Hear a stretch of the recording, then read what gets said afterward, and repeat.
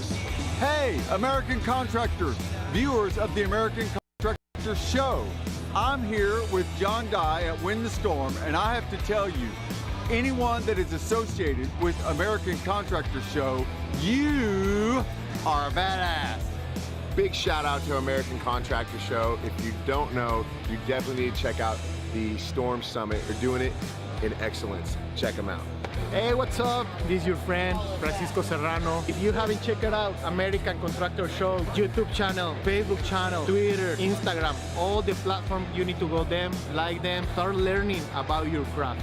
Hey, I'm Matt Danskin with Restoration Referral System. Check out the American Contractor Show. The truck that they've got is awesome. Everything else that they have going on.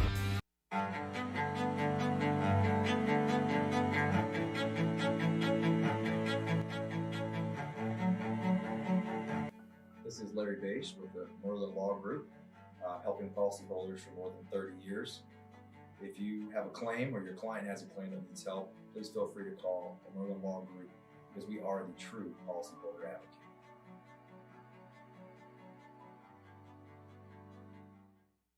C3 was eager to help us, and even whenever we weren't giving them work, they were still eager to give advice. The things that they were putting out for the pertaining from DMO to RFG and giving that to the industry and not charging anything for it, I thought was really cool. And that's stuff that I, as a contractor, appreciate. I'd recommend C3 to any contractor that's looking for a PA, especially if you're around Colorado. Great guys, man. I'm nothing but happy with the work they've done for us.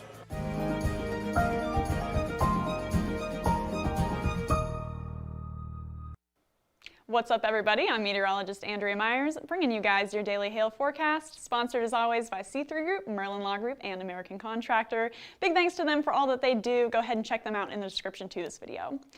We actually have quite a bit to talk about today into Saturday. We've got a few active weather items on our agenda here. So first, we've got a snowstorm tearing through the west. That's going to move all the way from the Pacific Northwest into Minnesota and Wisconsin. So we're going to see what our snowfall totals look like for that, as well as the timing. And then with that system down south, where it's more warm, more unstable, we're getting severe chances returning. We're going to see all risks possible from Friday all the way into Saturday evening. So we're going to take a look at that as well. So starting out here with our current conditions, Central Plains are beautiful. You guys are set to go right now all the way from South Dakota into Nebraska, but then once we get down into Texas, the far south, we're getting a little bit of cloud cover. Not a big deal for today, nothing much expected to happen down there. However, through the northern plains, where we got those sub-freezing temperatures and we've got this system moving through, we're starting to see some cloud cover, starting to see some snowfall, and we're expecting a pretty solid winter storm to move through this area into Friday morning through Saturday afternoon, all the way into Wisconsin. So I hope you guys like the snow because you're about to see a lot of it.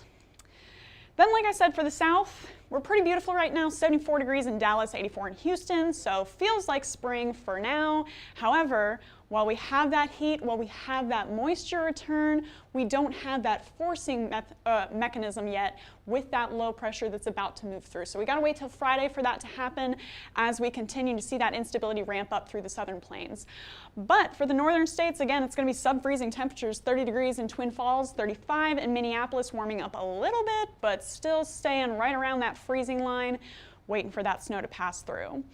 So here's what we got for, well, we're going to go into our non-existent hail forecast for right now. No severe hail expected again. Don't have that forcing mechanism. Too cold up north.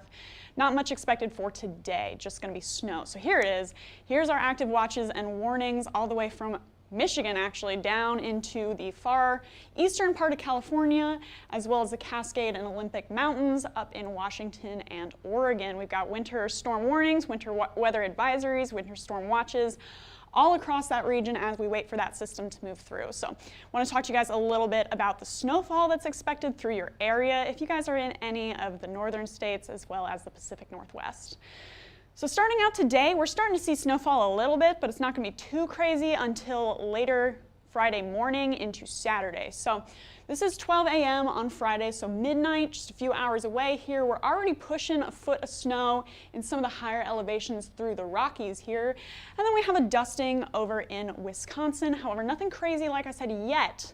But then once that system starts to move through, we're seeing that 8 to 12 inches swath starting to make its way through Nebraska, through South Dakota, and all the way into Minnesota and Wisconsin as the evening rolls on. And now here we are into Saturday morning. That system has pushed all the way through the northern states. And so we've got 6 to 8 inches possible through Wisconsin here. Maybe even if you guys are in Minneapolis, you might even see a foot of snow into the next couple of days here, and then pushing 12 to 16 inches down all the way through the Rockies. So ample amount of snow. I hope you guys like it because you're going to get quite a bit into the next couple of days here until that moves off. And now, check it out, 16 to 20 inch swath here through the central part of Wisconsin. Still only a foot for Minneapolis as that continues to push off to the northeast. Then for the Rockies, it's going to be a little bit of a different story. We're going to start out with a dusting into today. You guys, I'm sure, are no stranger to the snow through that area, so you've already got a little bit of it going on. And then by Friday at midnight, we're going to start to see these higher elevations getting more snowfall into the next day or two. So check this out. As we move into 12 p.m. on Friday, we're starting to see, check that out, guys, over 2 feet of snow through the western part of the Rockies, working our way up to 16 inches through the Cascade and Olympic Mountains here. And then we're still getting 2 to 4 inches through a solid portion of the west here through Oregon, through Idaho, Nevada, Utah. We've got plenty of snow to go around. However, it's really for you guys in those high mountain elevations that are going to see significant quantities of snow, 1 to 2 feet for a lot of you, maybe even a little bit more than that.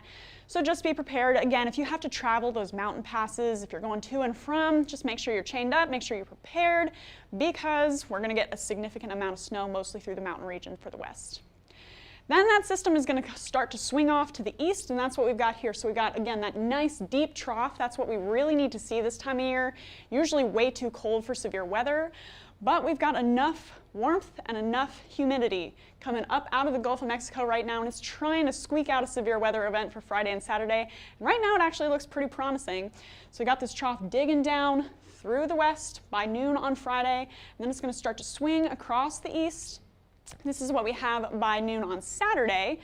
So it looks like we're really going to see probably a late night, early morning weather event based on the timing of this trough, the timing of the instability, when it starts to move into that unstable region. So 12 p.m. Saturday, storm should be rolling along this really tight temperature gradient that we have here through the Ohio Valley all the way down into Texas and Oklahoma. And that's going to continue as that pushes off to the east. There it is off the coast by 6 a.m. on Sunday. So Friday and Saturday could be pretty active for some severe weather.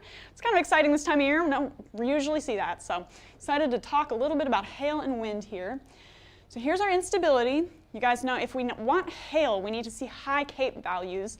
And we've got a little cell of it down here in Houston by noon on Friday. However, that trough is expected to start to push through that area later on, and check out what happens to that Cape later on in the afternoon and evening. It starts to dissipate a little bit.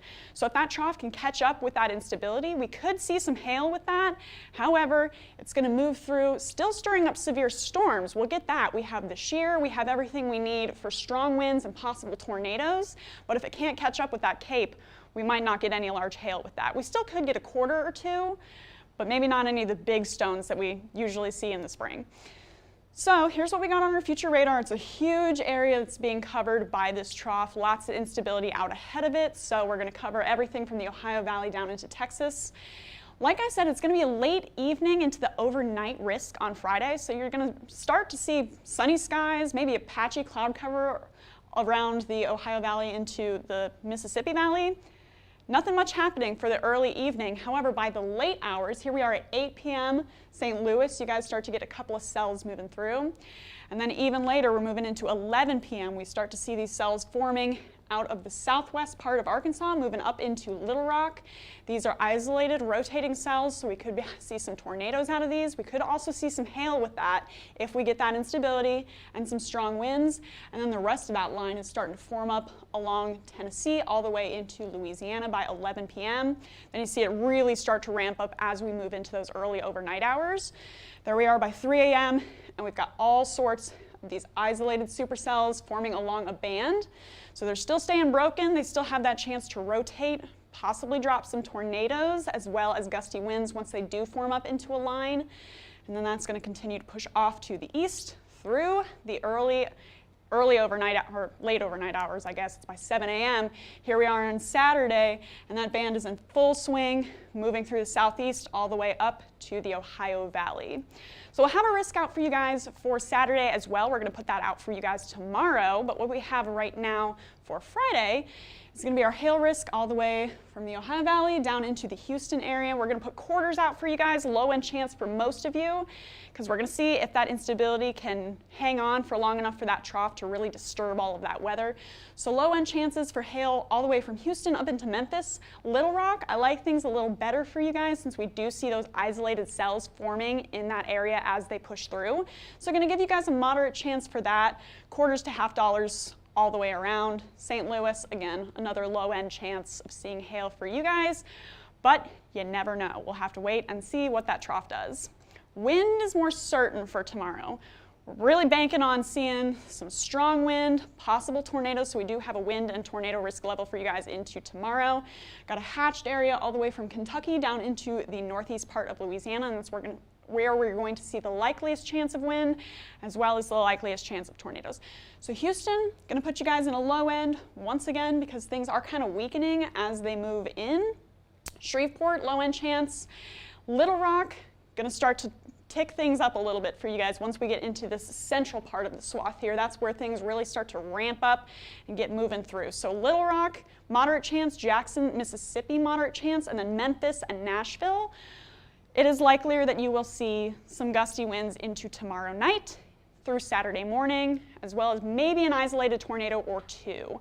Louisville, you guys are also in a moderate chance of seeing some gusty winds and a possible rotating storm as that moves into your area, all the way through Indianapolis and parts of the Ohio Valley.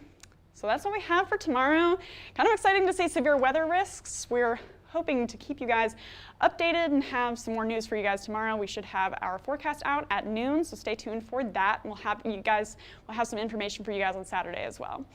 Then if you guys want to follow us on YouTube, Facebook, Instagram, and Twitter, you can do that. Hit see first on Facebook so you never miss a live video. And then if you want to get in contact with us, you can follow us, or you can call us at 855-334-4245. You can also email us if you'd rather at info@hailtrace.com, or check out our website, hailtrace.com, for more details on who we are and what we do. And we will keep you updated on tomorrow and Saturday's chances. But for now, I'm meteorologist Andrea Myers. Thanks for watching.